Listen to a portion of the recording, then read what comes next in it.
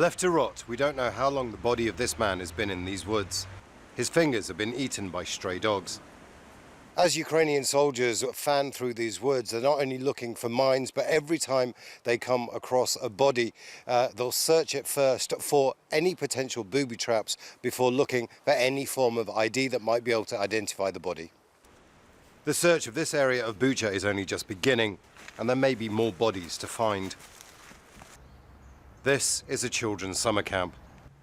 Friendships were forged here, memories made. The V marks the Russian military takeover. It's now a place of nightmares. When Bucha was retaken on the 31st of March, 5 bodies were discovered in the basement of the compound. Those who found them say they were allegedly tied up and executed. Pools of blood remain, the only sign of what happened here. Tatiana was in her home when the Russians arrived. The Russians took everything they could. It's horrible. It's horrible. I never thought this could happen to us. Our people suffered a lot. And this is the street she lives on. Ukrainian authorities are surveying the damage. Bucha is now under Ukrainian military control. Everywhere you look, soldiers are patrolling while evidence is gathered for any potential war crimes investigations. All right, Imran Khan joins us now live from Kyiv. So clearly from that report, Imran, you've been to some of these areas which are really the center of global attention right now.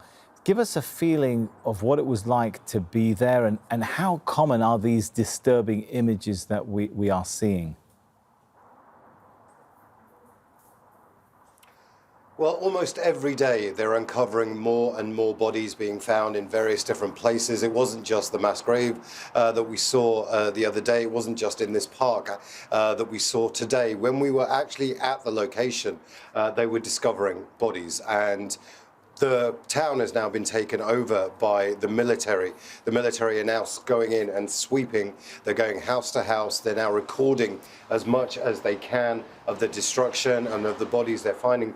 But we were there 2 days ago, and the atmosphere was very different on Wednesday. It was a lot darker. It was a lot more nervy. People were jumpy.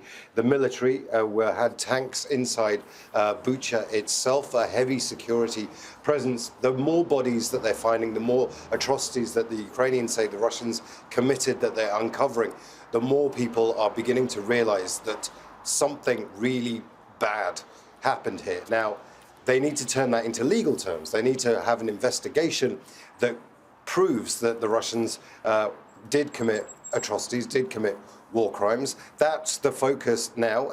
We heard Volodymyr Zelensky, the president, talk at the United Nations just 24 hours ago. Very strong comments, not just about the Russians and atrocities that they committed, or allegedly committed, but about the UN Security Council itself. The Russians, for their part, are saying that they didn't do any of this, that it was all staged, according to one comment by Sergei Lavrov, the Russian foreign minister. But, Sami, there's a very marked, very different atmosphere now as more things come to light. All right, thanks so much. That's Imran Khan for us there in Kyiv.